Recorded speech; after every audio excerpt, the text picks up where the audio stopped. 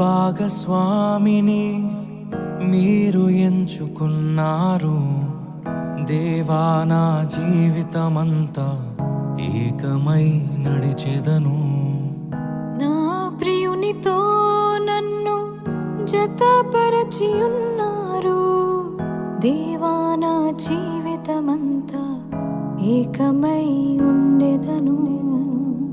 నా యందు నీ వివాహ కార్యమును విశ్వాసముతో స్వీకరించెదన్.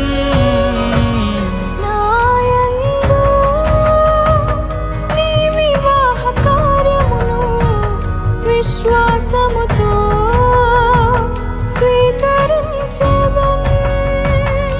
పరలోక సాక్షిగా నీ సన్నిధిలో నేను